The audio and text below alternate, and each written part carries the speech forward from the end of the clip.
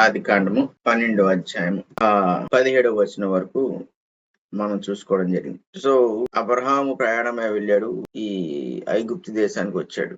అక్కడ ఏం జరిగింది అనేది మనం చూసాం. అబ్రహాము అంటే హఠాత్తుగా అనుకోని సంఘటన ఎదురైనప్పుడు దాని విషయంలో ఎలాగూ స్పందించాలో అనుభవం లేని కారణంగా మానవులు స్పందించినట్లుగానే, అంటే నరుడు స్పందించినట్లుగానే అబ్రహాము స్పందించినప్పుడు అది అతనికి భౌతికంగా మేలు కలిగింది. అంటే మరి రాజు బోళ్ళని, ఫరో బోళ్ళని బహుమానాలు పంపుతూనే ఉన్నాడు. కానీ మనస్సాక్షిని బట్టి అతనికి కష్టం కలిగింది. అంటే మనస్సాక్షికి వేదన కలిగింది, లేదా మనసుకు వేదన కలిగింది. అది భౌతికంగా అతను ఎన్ని పొందుతున్నా కూడా ఆ వేదనను తీసివేయలేకపోయింది. ఇప్పుడు ఈ విశ్వాసం అనేది ఇంతేనా, లేకపోతే ఇందులో ఇంకేదైనా బలం ఉండి ఆ బలము నేను కలిగి ఉండలేదా అనే ప్రశ్న అబ్రహాంకు వస్తే వచ్చి ఉండొచ్చు. ఎందుకంటే దేవుణ్ణి నమ్మి ఎంత దూరం వచ్చినప్పుడు ఇది ఎలా సాధ్యమవుతుంది? ఈ ప్రమాదము తప్పింపబడ్డం ఎలా? ఇప్పుడు తను శారాయి ఈ భార్యాభర్తలుగా ఉంటూ ఈ యొక్క అబద్ధం వల్ల అతడు తన యొక్క జీవితాన్ని కష్టంలోకి నెట్టేసుకున్నాడు. విశ్వాసం ఏం చేయలేదా ఇక్కడ? అతడు దేవుణ్ణి విశ్వసించే విషయంలో ప్రారంభ దశలో బాగానే విశ్వసించాడు. అందుకే ప్రయాణం ఎంత దూరం వచ్చాడు. వచ్చిన తర్వాత దేవునికి నమ్మకంగా ఉండే విషయంలో నమ్మకంగానే ఉంటున్నాడు. కానీ అపవాది యొక్క తంత్రాలు చాలా గమ్మత్తుగా ఉంటాయి. అతడు ఊహించని పరిస్థితులు అతన్ని ఎదుర్కొనేటట్లు చేసినప్పుడు ఊహించని విధంగా ఇతడు కూడా స్పందించడం జరిగింది. మనం అనుకున్నాం ఇది అందరిలోనూ కూడా సాధ్యమవుతుంది, అంటే జరుగుతూ ఉంటది ఈ సంగతి. ఈ ఊహించని పరిస్థితుల్లో అతనుకున్న విశ్వాసము అతనికి అండగా నిలబడలేదు. ఎందుకంటే ఆ విశ్వాసములో కావలసిన బలాన్ని అబ్రహాం ఇంకా చేకూర్చుకోలేదు. అయితే ఇక్కడ ప్రధానమైన కారణం ఒకటి చూసాం మనం. విశ్వాసమునకు కర్త దాన్ని కొనసాగించేవాడు యేసే. ఇప్పుడు అబ్రహాములోకి విశ్వాసాన్ని పెట్టినవాడు ప్రభువే. ఇప్పుడు ఆ విశ్వాసాన్ని కొనసాగించే బాధ్యత ఎవరిది? ప్రభువుదే. ఇది కొన్నిసార్లు ఆశ్చర్యంగా అనిపించవచ్చు, లేకపోతే అభ్యంతరకరంగా కూడా ఉండొచ్చు దీన్ని మనం నమ్మలేకపోతే. మా జనరల్ గా ఆలోచించేయండి, అసలు దేవుడే మనల్ని పిలిచి ఉండకపోతే మనకు విశ్వాసం ఉంటుందా? సువార్త ద్వారా పిలిచినా, మీరు వాక్యం చదువుతున్నప్పుడు మీకు దేవుడు అర్థమైనా, ఎలాగైనా దేవుడు ఒకవేళ పిలిచి ఉండకపోతే విశ్వాసం అనేది ఏర్పడుతుందా అంటే దానికి మనం సమాధానం చాలా సులువుగా చెప్తాం. విశ్వాసం ఏర్పడడానికి అవకాశం లేదు. ఒకవేళ ఎంత సువార్త వింటున్నా దేవుడు ఆ వాక్యాన్ని మన హృదయానికి తీసుకురావట్లేదు అనుకోండి, అప్పుడు విశ్వాసం ఏర్పడుతుందా? ఏర్పడదు. ఇప్పుడు విశ్వాసము ఏర్పడిందంటే మన హృదయాల్లో దానికి ఏకైక కారణం దేవుడే. ప్రకటించిన వాడు కాదు, లేకపోతే మన జ్ఞానము కాదు. దేవుడు మన హృదయమును ఆయన పరిశీలన చేసి విశ్వాసమును నేను ఇక్కడ ఉంచగలను అనుకున్నప్పుడు మనకు విశ్వాసం కలిగింది. సో ఇప్పుడు విశ్వాసాన్ని కలిగించిన వాడు ప్రభు అయితే, ఇప్పుడు విశ్వాసాన్ని కొనసాగించేవాడు ఎవరు అంటే, దాన్ని కొనసాగింపులో ఉంచేది ఎవరు అంటే అది మనం అనుకుంటాం. అందుకే హెబ్రీ పత్రికలో 12వ అధ్యాయం చాలా స్పష్టంగా రాసేసాడు, విశ్వాసమునకు కర్త దాన్ని కొనసాగించేవాడు యేసు అన్నాడు. అంటే ఆ హెబ్రీ పత్రికలో ఉన్న పరిస్థితి ఏంటంటే, ఈ ధర్మశాస్త్ర సంబంధమైన క్రియల ద్వారా మేము విశ్వాసంలో కొనసాగిపోగలమని వాళ్ళు అనుకున్నారు. కానీ మీకు నచ్చినట్టుగా మీరు అనుకున్నట్టుగా కొనసాగిపోవడం అనేది దేవుని దృష్టిలో లేదు. దేవుడే దాన్ని కొనసాగిస్తాడు. అందుకే తర్వాత తన పత్రికలు రాస్తూ కూడా పౌలు మిమ్మల్ని పిలిచిన వాడు నమ్మకమైన వాడు అంటాడు. మీలో ఆరంభించిన దాన్ని ఆయన చివరి వరకు కొనసాగించేవాడు అన్నాడు. ఇవన్నీ దేనికి సూచనగా చూపిస్తున్నాయంటే, అబ్రహాము విశ్వాస విషయంలో బహుశా ఈ సమయానికి మనకన్నా బలవంతుడు అయి ఉండొచ్చు అబ్రహాం. ఎందుకంటే మరి అసలు తను ఏ రీతిగా అయితే అన్ని విడిచిపెట్టి ప్రభు కొరకు వచ్చేసాడో అది చాలా బలమైన సంగతి. మనలో చాలా మంది అది చేయలేం. అలా విడిచిపెట్టి వచ్చినప్పుడు అతనికి ఎక్కడ ఆటంకం వేస్తే అతడు త్రొట్టిల్లుతాడో అపవాది అక్కడ వేశాడు. అయితే దేవుడికి ఇదంతా తెలుసు. దేవుడు దీంట్లో నుంచి వచ్చే లాభాన్ని కూడా చూస్తాడు. దేవుడు ఎప్పుడు శ్రమలోనైనా సరే, లేకపోతే నష్టంలో అయినా సరే, ఇలాగ మనం విశ్వాసంలో బలహీనులై ఒకవేళ పొరపాటు చేసినా సరే, అంతిమంగా ఆయన సంపాదించుకునే లాభాన్ని ఆయన సంపాదించేసుకుంటాడు. అందుకే కొన్ని తప్పిదాలు మనం చేస్తున్నప్పుడు దేవుడు చేయనిస్తాడు. ఇప్పుడు పేతురు ప్రభువుని కాదన్నాడు. ఎందుకు జరగనిచ్చాడు యేసు ప్రభు? అది ముందే మందలించి ఆపేయచ్చు కదా. అపవాదికి ఎందుకు ఇచ్చాడు అవకాశం? ఆ పర్మిషన్ ఇచ్చాడు. నేను జల్లిస్తాను పేతురుని అంటే, అపవాది చెప్పొచ్చు కదా, నువ్వు పేతురుని ముట్టడానికి వీల్లేదు, పేతురు దరిదాపులకు వెళ్ళడానికి వీల్లేదని. అపవాది వాడి యొక్క జ్ఞానమును వాడు ఉపయోగించాలనుకున్నప్పుడు అది దేవుణ్ణి కూడా బోల్తా కొట్టించు అనుకున్నప్పుడు దేవుడు ఏం చేస్తాడంటే జరగని అంటాడు. ఎందుకంటే దేవుడు వాడికన్నా జ్ఞాని అనే సంగతి ఆయనకు తెలుసు. అపవాదిని పరిపూర్ణముగా ఓటమి పాలు చేయాలంటే కొన్నిసార్లు తన భక్తులను లేదా తన యందు విశ్వాసం ఉంచే వారిని జల్లించే విషయంలో దేవుడు అనుమతిస్తుంటాడు. ఆ క్రమంలో నేనైనా మీరైనా తప్పిదం చేయొచ్చు, కానీ ఆ తప్పిదం తర్వాత వచ్చే ఈ ఫలితం ఏదైతే ఉంటుందో దేవుడు మళ్ళీ మనల్ని పరిశుద్ధపరిచి ఎలాగైతే తీసుకొస్తాడో ఆ సందర్భంలో లేదంటే ఆ పరిస్థితి ఇదివరకటి కన్నా ఊహించిన దానికన్నా బలమైనది అయి ఉంటది. అప్పుడు అపవాది మనతో పోరాటం కూడా కష్టమే. ఎందుకు దేవుడు ఇలా చేస్తాడంటే మరి మనుషులు మనము శరీరంలో ఉన్నాం, పడిపోయిన దశలో ఉన్నాం. ఇప్పుడు మనము కట్టబడాలి అంటే అంచెలంచెలుగా కట్టబడాలి. ఇప్పుడు అపవాది యొక్క ఆధీనంలోకి, పాపం యొక్క ఆధీనంలోకి మన శరీరం వెళ్ళిపోయింది. మనం ఏం చేస్తున్నాం విశ్వాసం ద్వారా అంటే శరీరాన్ని ఆత్మని వేరు చేసాం. ఇప్పుడు మన ఏది చివరికి మిగిలేది ఆత్మే. శరీరం ఎలాగా నశించిపోద్ది, మట్టిలో కలిసిపోద్ది, పోద్ది. మనం పరలోకం వెళ్ళినా కూడా శరీరాలు వెళ్ళవు, మళ్ళీ మన మహిమ శరీరాలు తెచ్చుకుని వెళ్ళిపోతాం. సో ఇప్పుడు అపవాది పాపముతో శరీరంలో కూర్చున్నాడు. విశ్వాసమును బట్టి మనం దేవునికి దగ్గరైనప్పుడు ఏం చేసామంటే మన ఆత్మను శరీరం నుంచి వేరుపరుచుకున్నాం. ఎప్పుడైతే వేరుపరుచుకున్నామో ఇప్పుడు ఇక్కడ ఒక పోరాటం మొదలైపోయింది. ఈ శరీరంతో అబ్రహాముని ఎలాగైతే సాతాను వేధించాడో అలాగే తన కుమారులందరినీ వేధిస్తాడు. ఆత్మయందున్న విశ్వాసము అది బలహీనంగా ఉంది అంటే మనం పడతాం. ఒకవేళ బలంగా ఉంది అంటే ఈ శరీరం ముందు కలిగిన ఈ వేదన్ని శోధనని మనం నెట్టివేస్తాం. సో ఇది చివరకు దేవునికి నచ్చినట్లుగా అయిపోవాలంటే ఏవాలంటే మనం అంచెలంచెలుగా ఎదగాలి, అనేక అనుభవాలతో రావాలి. ఇప్పుడు అపవాది యొక్క తంత్రం అనేది మనకు అర్థమైపోయిందంటే ఇప్పుడు వాడు ఇలా పడగొట్టడం అనేది తర్వాత సాధ్యపడదు. సో అబ్రహాము ఇక్కడ ఇలాగ మాట్లాడటానికి కారణము దేవుడు దాన్ని జరగనిచ్చాడు. దేవుడికి ఇష్టం లేకపోతే సాతాను దగ్గర రాడు. అసలు ఈ అబ్రహాము ఇలాగ చెప్పవలసిన అవసరతను కూడా దేవుడు తీసుకురా. అసలు ఐగుప్తు వెళ్ళమనేవాడు కాదు దేవుడు. ఐగుప్తు వెళ్ళకు ఇంకో చోటుకి వెళ్ళని చెప్పాడు. అంతెతూ లేదా కరువు రాకుండా చేసేవాడు. ఆ ప్రాంతం విడిచిపెట్టి వెళ్లాల్సిన అవసరతే లేకుండా చేసేవాడు. కానీ ఇక్కడ దేవుడికి కావాల్సింది ఏంటంటే అబ్రహాము దేవుణ్ణి పరిపూర్ణంగా నమ్మాలి. నమ్మాడు, ప్రారంభంలో నమ్మాడు. కానీ ప్రారంభంలో నమ్మటానికి విశ్వాసంలో పరిపక్వతకు రావడానికి చాలా డిస్టెన్స్ ఉంటుంది, చాలా దూరం ఉంటుంది. ఆ దూర ప్రయాణం చేయాలి అబ్రహాం.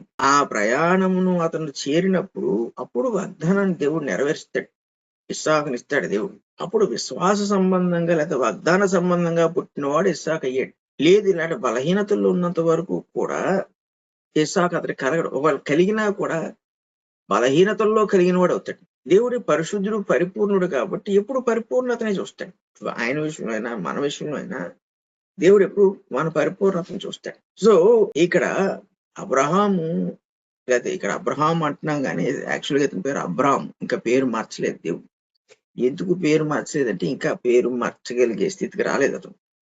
ఈ ఒడిదిడుకుల్లో ప్రయాణం చేస్తున్నాడు. సో అబ్రహాం ఇక్కడ ఇలాగ జరిగించినప్పుడు ఐగుప్తులతో ఇలా మాట్లాడినప్పుడు శారా విషయంలో ఈ సంకటం ఏర్పడినప్పుడు అబ్రహాంకి ఒక ప్రశ్న వస్తుంది, విశ్వాసం ఏమైంది? నేను ప్రభువు నమ్మాను కదా, నేను ఎందుకు జయించలేకపోయాను, ప్రభు ఎందుకు కాపాడలేదని రాదు ఇక్కడ ప్రశ్న. మరి అన్ని వదిలేసి వచ్చాడు, అరణ్యంలో ప్రయాణం చేశాడు, ఎన్నో రాత్రులు పగళ్ళు ఎదుర్కొన్నాడు. సడన్ గా ఇక్కడికి వచ్చే కుప్ప ఊరిపోయినట్టు ఇదేంటి ఇలాగ చేజారిపోయినట్టు అయిపోయింది పరిస్థితి. ఇప్పుడు విశ్వాసం శారాయిని వెనక్కి తీసుకొస్తుందా?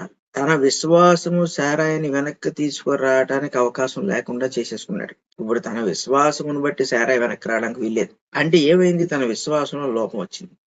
చూడండి దేవుడు ఎలా నేర్పించాడు అబ్రహాం. విశ్వాస లోపం అనేది మనము పరిస్థితులను ఎదుర్కొనే దాన్ని బట్టి మనకు అర్థం అవుతుంటది. మనం ఎదుర్కోలేకపోతే లోపం ఉంది.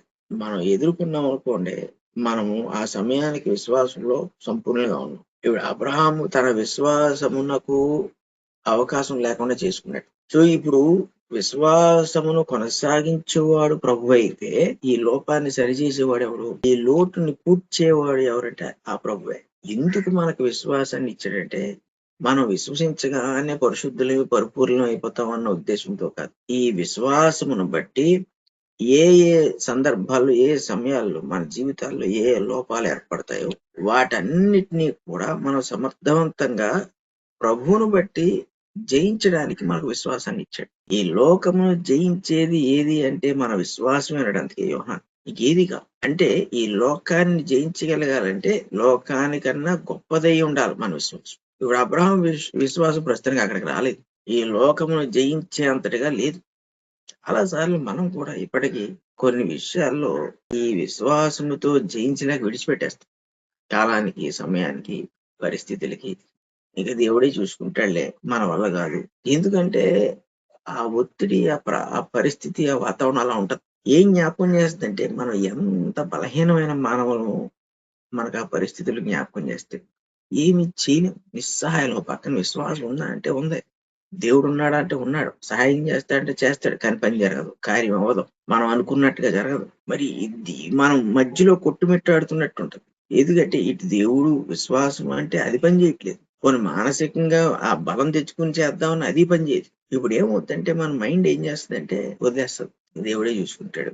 మనం అంతేగాని మనం నమ్మిన విశ్వాసాన్ని నిందించడము, మన దేవుణ్ణి దూషించడం ఇవి మళ్ళీ మనం చేయలేం. ఎందుకంటే విశ్వాసానుభవం దానికి అవకాశం ఇవ్వదు. సో ఇప్పుడు దేవుడికి వదిలేస్తాం. ఈ అబ్రహాము దేవుడికి వదిలేసాడు. ఇంకేం చేయలేడు అబ్రహాం. వాళ్ళు నేను ఏమైనా పోరాడతానంటే వాళ్ళతో పోరాడలేడు. ఓ నిజం చెప్పేద్దామంటే చంపేస్తారు. పైపెచ్చు ఈ అబద్ధం చెప్పేసిన తర్వాత నిజం చెప్పడం అనేది మానవుడికి ఇష్టం లేని పని. అది ఏ మనుషుడు కూడా ఒకసారి అబద్ధం చెప్పిన తర్వాత మళ్ళీ దాన్ని సరి చేసి నిజం చెప్పాలంటే వాడి వల్ల అవదు. ఎంతో గొప్ప ఆ అంటే దేవుని చేత సరిచేయబడిన మనసు అవ్వాలి. ఏదో చెప్పాలంటే చెప్పలేదు. సో ఇప్పుడు ప్రాక్టికల్ గా మనకు అర్థమయ్యేది ఏంటంటే ఈ విశ్వాసం ఇక్కడితో ఆగిపోవాలి. అంతే, వాస్తవంగా ఆగిపోవాలి. సారా పోయింది, అబ్రహాం ఇటు పోవడమే, ఇంకా అయిపోయింది. కానీ అందుకే ఆ విశ్వాసాన్ని కొనసాగించే విషయంలో దేవుడు మన చేతిలో పెట్టలేదు. ఆ విశ్వాసాన్ని నేనే కొనసాగిస్తాను. అందుకు దేవుడు ఏం చేశాడు, మనం నేను చదువుకున్నట్లుగా మహా వేదనతో మొత్తం రాజ్యం అంతటిని బాధించేశాడు దేవుడు. ఆ వేదన ఎలాంటిదో ఆలోచించేయండి ఒకసారి. ఇప్పుడు ఎవరు నోటితో చెప్పలేదు అబ్రహాము భార్య శారయి అని. కానీ దేవుడు పుట్టించిన వేదన ఎంత గొప్పదంటే దేశమంతా ఒకటే అర్థమైంది. ఈమె అతని భార్య. ఏ మనుషుడు చెప్పలేదు, అబ్రహాం చెప్పలేదు. కానీ దేవుడు పుట్టించిన వేదన ఎటువంటిదంటే అవతల వాడికి అర్థమైపోయింది. ఈ అబ్రహాం విషయంలో మనం తప్పు చేసాం, ఈమె ఖచ్చితంగా ఇతని చెల్లెలైతే కాదు, ఇతని భార్య అని వాళ్ళకి అర్థమైపోయింది. ఇప్పుడు దేవుడు మనల్ని పిలుచుకున్నాడు అన్నదే మనకి మెయిన్ కావాల్సింది. అది నేను ఎప్పుడు అంటాను, మన పిలుపు విషయంలో మనం 100% గ్యారంటీతో ఉండాలి. నేను క్రైస్తవునని ఇంకోటి చెప్తే నేను క్రైస్తవుని అవ్వకూడదు. నా తల్లిదండ్రులు పుట్టాను కాబట్టి నేను క్రైస్తవుని అవ్వకూడదు.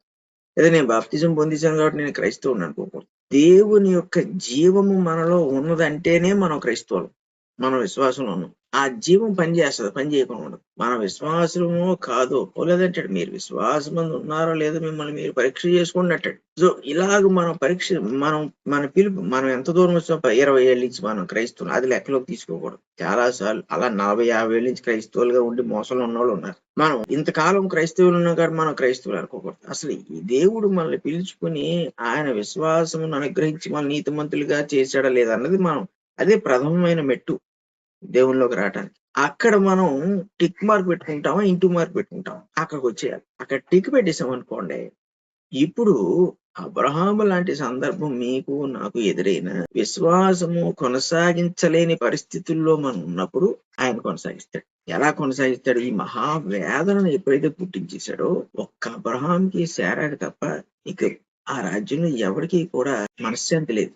ఇద్దరు బాగానే ఉన్నారు, ఇతని మనుషులు ఇతను సంబంధించిన బాగానే ఉన్నారు. ఐగుప్తీలు ఎవ్వరికి కూడా నిద్ర లేదు. ఎందుకు దేవుడు ఎంత పరాక్రమంగా పనిచేశాడు అంటే అందరినీ కావాలంటే ఖడ్గంతో చంపించు, ఒక దేవదూతను పంపించి నాశనం చేసేసి వీళ్ళందరినీ. కానీ సత్యం ఏంటి? శారా అబ్రహాం భార్య. ఇది సత్యం. ఈ సత్యం ఎవరికి తెలియాలి? ఐగుప్తులకి తెలియాలి. ఆ సత్యము పనిచేసినప్పుడు అబ్రహాము స్వతంత్రుడు అవుతాడన్న సంగతి అబ్రహాముకు తెలియాలి. దేవుడు సత్యము పక్షముగానే ఎప్పుడు ఉంటాడని అబ్రహాముకు తెలియాలి, ఐగుప్తులకి తెలియాలి. దేవుడు ఎన్నిక చేసిన వాళ్ళ మీద వీళ్ళు చెయ్యి వేయటానికి వీల్లేదని వాళ్ళకి తెలియాలి. ఈ రోజు మనం ఎటువంటి కాలంలో ఉన్నామంటే మన చుట్టూ ఉన్న వాతావరణం, లేదంటే దేశంలో ఉన్న పరిస్థితులు, సమాజం కలుగు చేస్తున్నా లేకపోతే కలుగు చేస్తాయేమో అన్న సంగతులను బట్టి క్రైస్తవ్యానికి మనము రూపాన్ని మార్చే ప్రయత్నం చేస్తున్నాం. మనం అంటే మనం కాదు, సమాజం, క్రైస్తవ సమాజం. అంటే కొన్ని ట్విస్టులు పెట్టడం, లేదా కొన్ని మార్పులు చేసుకోవడం. విశ్వాసానికి ఏం మార్పు అక్కర్లేదు. దేవుడిచ్చిన విశ్వాసాన్ని మనం మార్చడానికి వీల్లేదు. అది పనిచేస్తుంది. ఆ విశ్వాసం దాని పని అది చేస్తుంది. దాన్ని అలా చేయించేవాడు దేవుడే. ఆయన జరిగిస్తుంటాడు. సో ఇప్పుడు మనం ఏ పరిస్థితుల్లో ఎలాగున్నా ఈ విశ్వాసాన్ని ఆయన కొనసాగిస్తాడు కాబట్టి మనం నీతిమంతులుగా తీర్చబడ్డామన్న గ్యారంటీ మనకుంది కాబట్టి ఇప్పుడు దేవుడు అవతలి వాళ్ళలో పనిచేస్తాడు. అసలు మనం అందుకే ఎవరిని కూడా శత్రువులుగా కూడా మనం చూడనవసరం లేదు. వాడు మనకు హాని చేసిన వాడు, నష్టం చేసిన వాడు ఉంటారుగా, ఎక్కడో చోట పని చేసే చోట మన బంధువులు, కుటుంబాలు ఎక్కడో చోట ఉంటారు. వీళ్ళు మనకి గొప్ప హాని చేయొచ్చు, చిన్న హాని చేయొచ్చు, లేదంటే ఏదో రకమైన అవమానాన్నో కష్టాన్నో మనకు కలిగించవచ్చు. ఇవన్నీ ఏమైపోతాయంటే సాధారణ మనుషులైతే హృదయాల్లో పాతుకుపోయి అది ఆ ఒక వేదనగా మారి తర్వాత అది కోపంగాను ద్వేషంగాను మారిపోతుంది. ఇంక ఇప్పుడు ఒకరి మీద ఒకరికి భావాల విషయంలో చెడు భావాలు కలిగి ఉంటాం. దీనివల్ల పరిశుద్ధతకి చాలా ఆటంకం. దేవుడు అసలు అలాంటి ప్రజలను ఆయన హర్షించలేడు. సో ఇప్పుడు మనం కలిగి ఉన్న విశ్వాసం ఎంత గొప్పదంటే ఒకవేళ మన ప్రయాణం మన యొక్క పొరపాటు వల్ల, అవివేకం వల్ల ఆగిపోయినా ప్రభువు అక్కడికి వచ్చి అది కొనసాగేటట్టు చేస్తాడు. అవతల వాళ్ళలో పనిచేస్తాడు. వాళ్ళ మనసులను, హృదయాలను ఆయన అసలు నిద్రపోనివ్వడం. ఒక భయానికి గురి చేసేస్తాడు. ఇక్కడ జరిగింది అదే. వీళ్ళందరికీ భయం వచ్చి ఎంతటి భయం అంటే నెక్స్ట్ వచనంలో చూడండి. అప్పుడు ఫరో అబ్రాహామును పిలిపించి ఎంత వేదన మనిషి నిజంగా అంత వేదన ఎవరికైతే చచ్చిపోతాడు, హార్ట్ అటాక్ వచ్చి. చావును చావట్లేదు, అలాగని సుఖంగాను నిద్రపోవట్లేదు. కానీ బాధ చూస్తే తట్టుకోలేకపోతున్నాడు.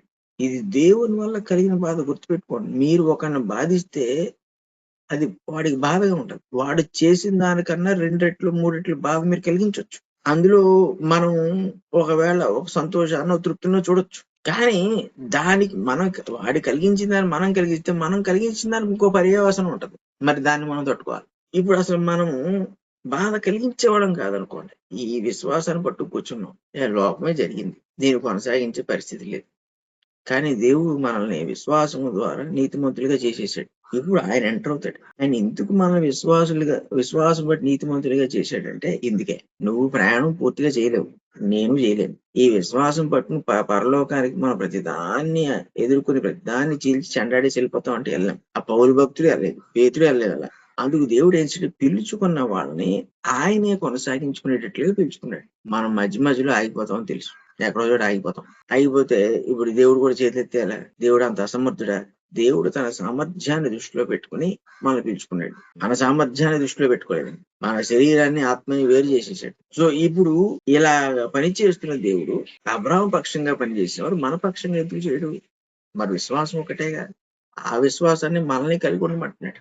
ఆ విశ్వాసం పుట్టించిన రీతిగానే మనలోనూ పుట్టిస్తున్నాడు. వేరేగా పుట్టించట్లేదు. విశ్వాసం వాక్యం ద్వారానే పుట్టిస్తున్నాడు. దేవుడు తన ఇష్టంతోనే పుట్టిస్తున్నాడు. సో అబ్రహాము పొందిన విశ్వాసానికి మనం ఇప్పుడు పొందిన విశ్వాసానికి క్వాలిటీలో ఏ డిఫరెన్స్ లేదు. అంటే నాణ్యతలో ఏ డిఫరెన్స్ లేదు. ఇప్పుడు మనల్ని బాధ పెట్టేవాళ్ళైనా, మనల్ని పాడు చేసేవాళ్ళైనా, మనకు హాని కలిగించేవాళ్ళైనా, మనకు విరోధంగా ప్రవర్తించేవాళ్ళైనా, ఆటంకాలు వేసే వీళ్ళందరి వైపు వెళ్ళి వాళ్ళ మనస్సులను దేవుడు నిలదీసేస్తాడు. ఇదే విజయం.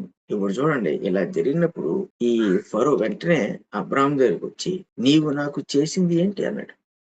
ఈమె నీ భార్యని నాకెందుకు తెలుపలేదు. ఇదేంటి అబ్రాహాం చెప్పలేదు, మరి ఎవరూ చెప్పలేదు, శారాయి చెప్పలేదు. ఈ వేదన చెప్పింది. దేవుడు కలుగు చేసిన వేదన. ఆ వేదన ఏం చెప్పుద్ది అంటే చివరికి ఎక్కడ తీసుకెళ్తుందంటే వీళ్ళు ఫిల్టర్ చేసుకుంటారు ఈ వేదనతో. ఇంత వేదన ఎందుకు కలుగుతుంది?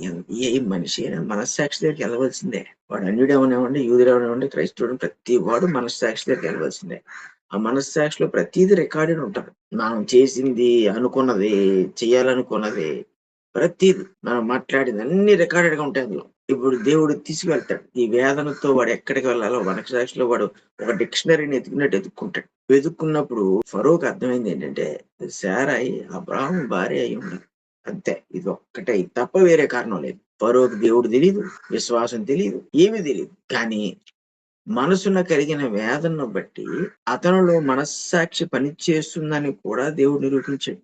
ఎంత దుర్మార్గుడైనా వాడి మనస్సాక్షి పనిచేసేటట్టు చేసేవాడు దేవుడు. ఆ మనస్సాక్షి యొక్క సృష్టి అటువంటిది. ఎలాంటి వాడు ఎంత కఠినాత్ముడైన వాడి మనస్సాక్షి పనిచేస్తుంది. అలా పనిచేసేటట్టు చేస్తాడు దేవుడు. సో మనకి ఎంత ధైర్యం ఉండాలి ఈ లెక్కన క్రైస్తవులుగా జీవించడానికి.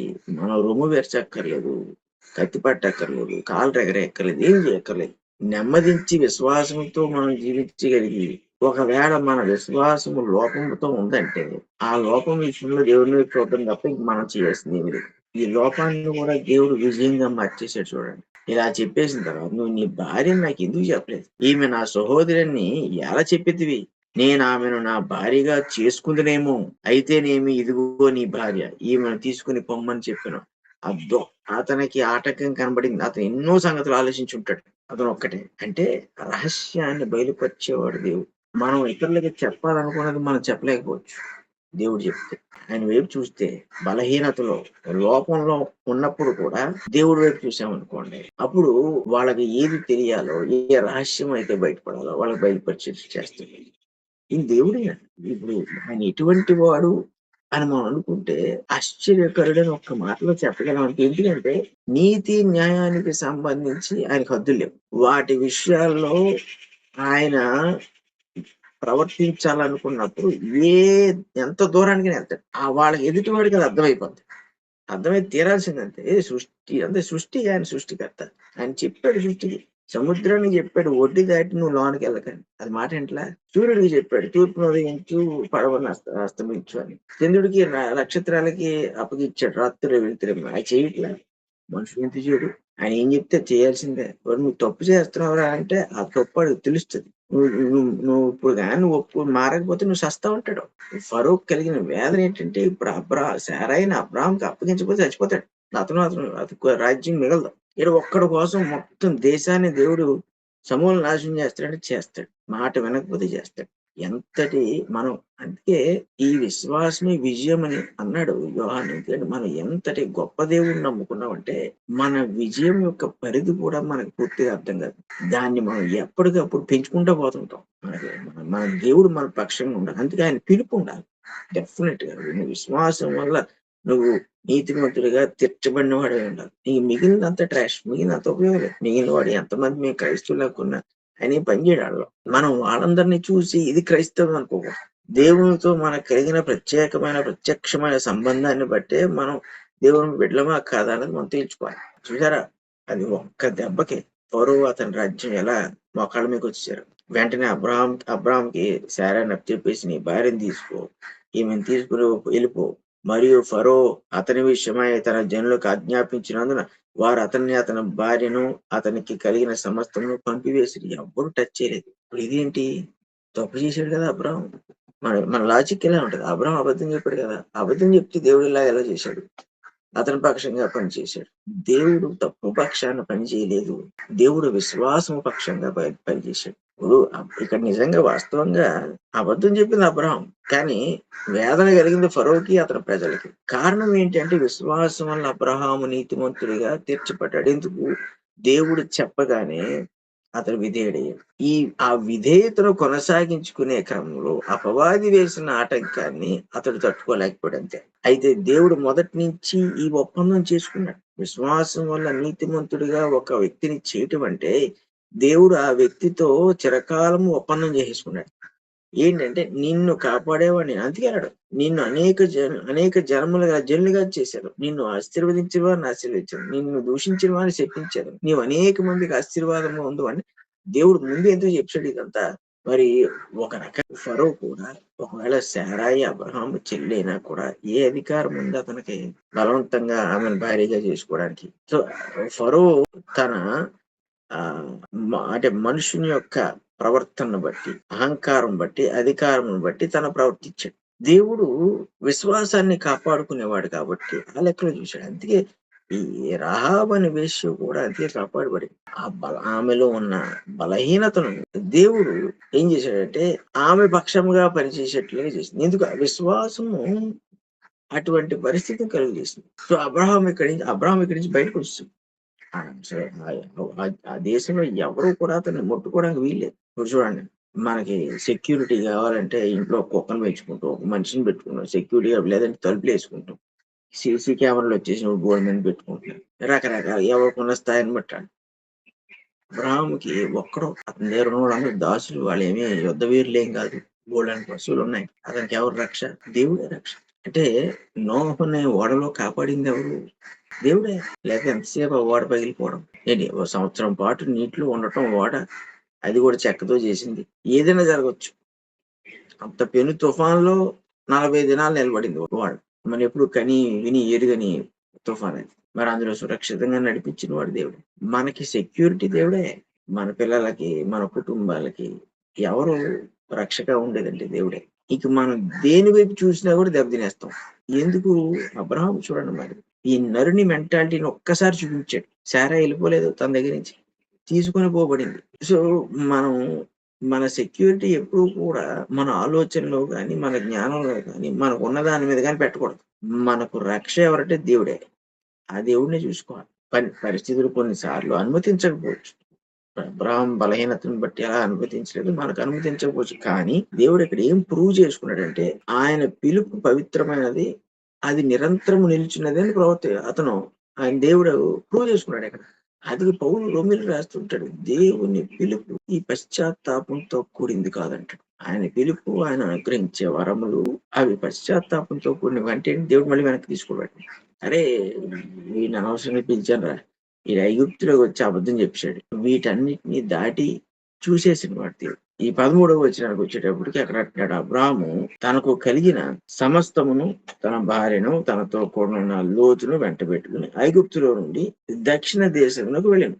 అబ్రాహాము వెండి బంగారమును పశువులు కలిగి బహు ధనవంతుడై ఉండెను. అతడు ప్రయాణము చేయుచు దక్షిణం నుండి బేతేలు వరకు అనగా బేతేలునకు హాయికి మధ్య తన గుడారము మొదట ఉండిన స్థలముల వరకు వెళ్ళాను. అక్కడి నుంచి బయలుదేరి మళ్ళీ దక్షిణ దిక్కు వచ్చి అతనితో అంటే అతనితో ఉన్నవన్నీ వెంట పెట్టుకుని లోతు కూడా వెంట పెట్టుకుని ఎందుకు చెప్తారంటే ఏ ఒక్కటి మిస్ అవ్వలేదు. ఐగుప్తు వెళ్ళినందుకు అబ్రహాము చింతించలేదు. బయటకు వస్తున్నాం వాస్తవంగా సంతోషంగా వచ్చాడు, విజయంతో వచ్చాడు. దేవుడు నా పక్షముగా పోరాడి నన్ను కాపాడాడు. ఇప్పుడు అబ్రహాం విశ్వాసం ఇంకొక మెట్టి పైకి ఎదిగింది. సో అంటే ఈ దేవుని యందు ఆనందించే పరిస్థితిని అతను కలిగి ఉన్నాడు. అది చెప్తున్నాడు ఇక్కడ.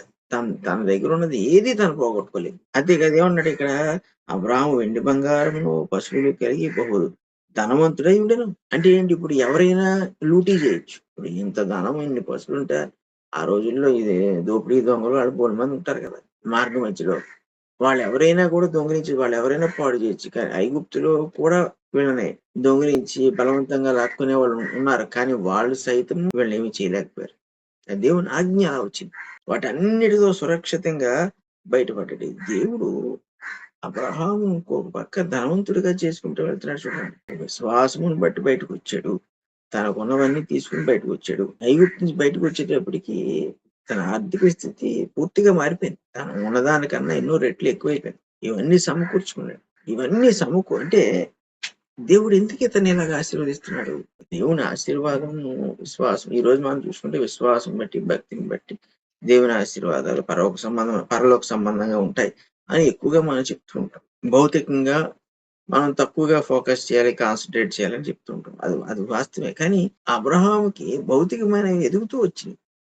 అసలు అబ్రహాము దృష్టి దాని మీద లేదు. అబ్రహాము దృష్టి అతను సంపాదించుకున్న ఏ ఆస్తిని అది తెచ్చుకున్నాడు. కానీ అది ఎంత వృద్ధి చెందిపోవాలో అంత వృద్ధి చెందిపోవాలన్న మనసుతో రాలేదు బయటికి. అబ్రహాము కేవలము దేవుడు పిలిచాడని బయటకు వచ్చాడు. ఇప్పుడు అతడు వీటిని వృద్ధి చేయమని ఎప్పుడు అడగలేదు దేవుడిని. అతనికి ఇచ్చిన వాగ్దానం ఏంటి? నేను అనేక జనులుగా చేస్తాన్నాడు. ఇప్పుడు దాని మీద ఉంది ఫోకస్. ఒక పక్కన దేవుడు ఆశీర్వదిస్తున్నా ఆ ఆశీర్వాదం వైపు మటుకు అబ్రహాము దృష్టి పోవట్లేదు. వాటిని కలిగి ఉన్నాడు, వాటిని అనుభవిస్తున్నాడు. కానీ దృష్టి వాటి మీద లేదు. వాటిని బట్టి అతని విశ్వాస దిశను అతను ఏర్పాటు చేసుకోలేదు. అంటే అబ్రహాం గురించి ఎందుకు ఇలా చెప్తున్నాడంటే ధనవంతుడిగా ఉన్నాడని. దేవుడే అతన్ని ఆశీర్వదించాడు. కానీ విశ్వాసం ఎంత బలమైందో చెప్తున్నాడు. ఇప్పుడు అంత ధనం ఉన్నందుకు అతడు విశ్వాసంలో బలహీనుడైపోవచ్చు. ఏదైనా చేయొచ్చు ఆ ధనంతో, ఎలాగైనా జీవించవచ్చు. కానీ దానికి ఎప్పుడు ప్రయారిటీ ఇవ్వలేదు. అది ఉండి కూడా అతడు దేవుని విషయంలో మార్పు లేని వాడుగా ఉన్నాడు. ఇప్పుడు దేవుడు విజయం ఇచ్చాడు. దేన్ని బట్టి ఇచ్చాడు? అతను కొన్ని ఆస్తి అంతలు బట్టి ఇచ్చాడా? కాదు. అది ఎందుకు పనిచేయదు ఫరో ముందు? దేవుడు తన పిలుపుని బట్టి తన ఏర్పాటుని బట్టి అబ్రహామును కాపాడుకున్నాడు అన్నదే అబ్రహాముకు ఉండిపోయింది. మన దేవుడు దీవించడా మనం అడగొచ్చు, అడగకూడదు కాదు. కానీ మన ఫోకస్ ఎప్పుడు కూడా దేవుని పిలుపు మీద, దేవుని చిత్తం మీద ఉందనుకోండి, ఈ మిగిలిన విషయాలన్నీ కూడా ఆయన అధీనంలో ఉంటాయి. ధనవంతుని చేయొచ్చు, చేయకపోయినా ఏ పరిస్థితికి ఆ పరిస్థితిలో నీకు దేవుడు సహాయాన్ని పంపించేయచ్చు. ఏదో రకంగా దేవుడు నీకు లోటు లేకుండా నువ్వు సమృద్ధిగా ఉండేటట్టు చూసుకుంటాడు. అబ్రాహాంకి సమృద్ధి అనేది దేవుడు ఏర్పాటు చేస్తున్నాడని చెప్తూనే వస్తున్నాడు దేవుడు. ఈ సమృద్ధిని బట్టి అతని విశ్వాసాన్ని అతను ఎంచలేదు. దేవుని బట్టి, దేవునితో నడుచున్న విధానం బట్టి అతని విశ్వాసాన్ని అతను ఎంచుకున్నాడు. అందుకు దేవుడు కూడా అతన్ని ఆశీర్వదించడానికి అభ్యంతర పడలేదు.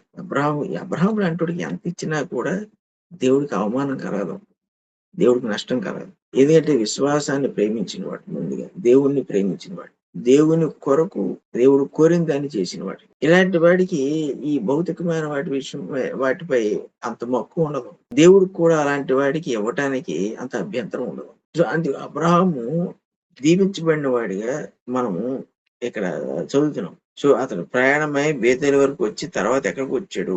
తన గుడారం మొదట ఉండిన స్థలమునకు వెళ్ళి తాను మొదట బలిపీఠమును కట్టిన చోట చేరను. అక్కడ అబ్రాహాము యెహోవా నామమున ప్రార్థన చేసిన. రెండోసారి మళ్ళీ ఎక్కడికి వెళ్ళాడు? తిరిగి అంటే ఆ బలిపీఠం కట్టాడు కదా 12 అధ్యాయంలో, అక్కడికి వెళ్ళాడు. అక్కడికి వెళ్ళిన తర్వాత అతడు యెహోవా నామమున ప్రార్థన చేశాడు. ఇప్పుడు ఏం చేసి ఉంటాడు అబ్రాహాం ప్రార్థన? మనం 12 అధ్యాయంలో చూసాం, ప్రార్థన చేశాడు. అక్కడ మనం కొంత మాట్లాడుకున్నాం, బహుశా ఏం ప్రార్థన చేసి ఉండొచ్చు, అబ్రాహాం ఏ రకంగా ప్రార్థన చేసి ఆ పై వచ్చారని మనం చెప్తే, ఇన్ని ఆశీర్వాదాలు దేవుడు ఇచ్చాడు కదా, వాటి విషయంలో దేవుని కృతజ్ఞత ఆశీర్వదించి ఖచ్చితంగా చెల్లించుంటాడు. ఇప్పుడు రెండోసారి వచ్చాడు, మళ్ళీ అక్కడికే వచ్చాడు. ఇప్పుడు ప్రార్థన చేశాడు. ఇప్పుడేం ప్రార్థన చేసి ఉండొచ్చు అంటే మామూలుగా నా ఉద్దేశంలో నేను చెప్పగలుగుతాను, మీ ఉద్దేశంలో మీరు కూడా ఆలోచించండి. ఈ జరిగిన పరిస్థితి అన్నిటిని బట్టి మనస్సాక్షి కడగబడినవాడు, అంటే శుద్ధి చేయబడినవాడు, విశ్వాసమును బట్టి దేవుని యొక్క గుణ లక్షణాన్ని అర్థం చేసుకున్నవాడు, దేవుడి సామర్థ్యాన్ని చూసినవాడు ఎలా ప్రార్థన చేస్తాడు, ఏమని ప్రార్థన చేస్తాడు అని చూస్తే ఖచ్చితంగా భార్యను తిరిగి ఇచ్చినందుకు కృతజ్ఞత ఆశీర్వాదాలు చెప్తాడు. కానీ అందుకు కారణం ఇతనే కాబట్టి పశ్చాత్తాపడి ఉంటాడు. దేవుడు పిలిచిన వారందరిలో ఈ రెండు కామన్ ఉంటాయి. ఒకటి కృతజ్ఞత, రెండు పశ్చాత్తాపం. ఎక్కడ పశ్చాత్తాపడాలో అక్కడ పశ్చాత్తాపడతాడు. లేదు, ఎందుకంటే అతడు ఆ మాట అనటం వల్లే ఎంత అయింది, సారాయి గురించి అలా చెప్పడం వల్లే దేవుడు దాన్ని సరి చేసుకొచ్చాడు. ఇప్పుడు సరి చేసుకొచ్చిన దేవుని కృతజ్ఞత చెప్పిన వాడు ఒకవేళ దేవుడు సరి చేయకపోతే నా పరిస్థితి ఏమై ఉండేది అనే ఆలోచన కూడా వస్తాడు. అప్పుడు అనిపిస్తుంది, నిజమే కదా, నేను ఈ మాట అనటం వల్ల ఇంత జరిగింది, అని ఉండకపోతే ఇంకొకలా ఉండేది, దేవుడు అడ్డుపడేవాడు, అప్పుడు విశ్వాసానికి అప్పగించి ఉంటే బాగుండేది కదా అని అతను ఖచ్చితంగా ఆలోచన చేసుకుంటాడు. అతికి మళ్ళీ ప్రార్థన చేసి, ప్రార్థన ఎప్పుడూ కూడా అర్థవంతమైన మాటలతో ఉంటది, వాస్తవాలతో ఉంటది, జరిగిన సంగతులను కూర్చుంటది, జరగబోచున్న సంగతుల విషయమై ఉంటది. అంటే మన హృదయములో మనము ఆశించిన వాటినైనా, లేకపోతే ఇప్పుడు వాగ్దాన పరంగా అబ్రాహాము దేవుడు ఎలా మాట్లాడాడు, వాటిని బట్టి అబ్రాహాము భవిష్యత్తును గురించి, జరగబోయే వాటి గురించి ప్రార్థన చేసుకుంటాడు. కానీ జరిగిపోయిన వాటన్నిటి విషయం గురించి కూడా అతను జ్ఞాపకం చేసుకుంటాడు. అబ్రాహాము ప్రార్థనలో కూడా ఎదుగుతున్నాడు. దేవుని ఎదుట తన హృదయ స్థితిని నిర్భయంగా తెలుపుకుంటాడు. ఇక్కడ ప్రార్థన చేసినాడు కానీ ఏం చేసాడో మనకేం చెప్పలేదు. ఇదంతా మనం ఎలా ఊహిస్తామంటే, మరి విశ్వాసము కొన్ని లక్షణం అది. విశ్వాసము ఎందుకు నీతిగా ఎంచబడుతుంది అనేది మొత్తం ప్రశ్న అంతా, పరిశుద్ధ గ్రంథం అంతట్లో కూడా కీలకమైన ప్రశ్న ఏంటంటే, ఒక వ్యక్తి విశ్వాసము అతనికి దేవుడు నీతిగా ఎందుకు ఎంచుతున్నాడు, ఎప్పుడు ఎంచుతున్నాడు, అది అర్థం చేసుకుంటే ఇక్కడ ప్రార్థనలో ఏం చేసి ఉంటాడో మనం ఎంతో కొంత అర్థం చేసుకోవచ్చు. ఒక వ్యక్తి విశ్వాసమును బట్టి నీతిమంతుడిగా ఎంచబడ్డాడు అంటే దేవునికి ఏది ఇష్టమో ఏది ఇష్టం లేదో అతనికి తెలిసిపోయింది. దేవుణ్ణి సంతోష పెట్టాలన్న విషయం అతనికి అర్థమైపోయింది. దేవుణ్ణి దుఃఖ పెడితే అది ఎలా ఉంటుందో అతనికి అర్థమైపోయింది. ఇదంతా ఒక విశ్వాసంలో అర్థమైపోద్దా అంటే, దేవుడు పిలిచిన పిలుపు అంత ఆశ్చర్యంతో కూడింది. ఆ పిలుపు ఒక వ్యక్తిని మారుస్తుందంటే ఇక దాంట్లో ఇంక మనం వేరేగా చెప్పగలిగింది ఏమి లేదు. ఆ మార్పులో దేవుని యొక్క మనస్సును అర్థం చేసుకుంటారు. అందుకే దేవునికి భయపడతారు, లేదా దేవునికి విధేయత చూపిస్తారు, తప్పు చేస్తే క్షమాపణ అడుగుతారు, దేవుడు కాపాడితే కృతజ్ఞత చెప్తారు, అనేక సంగతుల విషయంలో దేవుడు చేసిన మేళ్ళ విషయంలో కృతజ్ఞత ఆశీర్వదిస్తారు. ఇవన్నీ ఎందుకు జరుగుతాయి? ఇవన్నీ విశ్వాసం బట్టి దేవుడు ఏంటి అర్థం అవుతుంది. అబ్రాహాము కొంత ప్రయాణం చేసిన తర్వాత దేవుణ్ణి ఇక్కడికి వచ్చేటప్పటికి ఈ రీతిగా అర్థం చేసుకున్నాం. మన విశ్వాసము దీనికి పోలికగా ఉందనుకోండి, మనం నిజంగా బేషుగ్గా వెళ్ళిపోవచ్చు ముందుకి. మనం ఏ పని చేసినా, ఎందులోకి వెళ్ళినా మనకేం ఆటంకం ఉండదు. దేవుడు మన చుట్టూ కాపుగా ఉంటాడు. అవసరమైతే అవతల వాళ్ళ హృదయాల్లో భయాన్ని పుట్టించేస్తాడు. దేవుడే యుద్ధం చేయడం మొదలు పెట్టాడు అనుకోండి అవతల వాడితోటి, అసలు ఆడేం చేయగలడు యుద్ధం? ఏదో మన మీద ఎగురుతాడు, వాడు మన మీద కొంచెం బలం ఉండొచ్చు కాబట్టి, కానీ దేవుడి ముందు నిలబడి ఆడేం పోరాడతాడు. సో ఈ విశ్వాసం అనేది దాని యొక్క విస్తీర్ణతను మనం అబ్రహాం యొక్క జీవిత చరిత్రలో చూసేయచ్చు. అసలు ఆ విస్తీర్ణతకు మనం చేరిపోయినా కూడా చాలు అసలు ఈ జీవితాన్ని. ఎందుకంటే అందులో అన్ని పొందేస్తాం. దేవునికి వచ్చిన అన్ని అనుభవాలు ఉంటాయి అందులో. ఒకవేళ అంతకన్నా ఎక్కువ ఎలాగెళ్ళిన వాడు ఎవడుంటే ఇంకా ఉండొచ్చు. ఒకవేళ అపోజిట్ పౌలు వెళ్ళాడే మొత్తం ఎక్కువ, మరి మనకు తెలియదు. ఎందుకంటే అతని జీవిత చరిత్ర చూస్తే విశ్వాస విషయంలో అంతకంతకు అతను ఎదిగిన వాడే గాని అతడు ఆగిపోయినట్టు ఎక్కడ కనబడలేదు. ఆఖరి నిమిషం వరకు కూడా విశ్వాసంలో ఎదిగిపోయిన వాడే. అంటే అంతటి సరిహద్దుని కలిగిన వాడు బహుశా ఒక మోషే, ఒక పౌలు, ఒక దావీదు, ఒక అబ్రహాం. ఆ లెవెల్స్, ఆ లెక్కలు ఉంటారు. మన అబ్రహాం యొక్క విశ్వాస విస్తీరతను ఈ హద్దులను మనం కలిగి ఉంటే జీవితంలో మనం అబ్రహాము ఎలాగైతే దేవుని విషయంలో వాగ్దానము కొరకు ఏర్పరచబడి నెరవేర్చబడి అనేకులకు తండ్రిగా ఉండిపోయాడు, మనం కూడా మన జీవితంలో దేవుని విషయంలో దేవుని కొరకు గొప్ప వ్యక్తులుగా మన జీవితాన్ని ముగించేసుకుంటాం. ఈ విశ్వాసానికి ఉన్న బలం అటువంటి. సరే, సమయం అయింది, ప్రార్థన చేసుకుంటాం. పరిశుద్ధులకు తండ్రి, ప్రేమ కలిగిన దేవ, మరి ఒకసారి మీకు స్తుతులు స్తోత్రాలు. మా హృదయాలను మీరు వెలిగించి బలపరిచి మమ్మల్ని ఆదరించినందుకు మీ కృతజ్ఞత చెల్లిస్తున్నాం.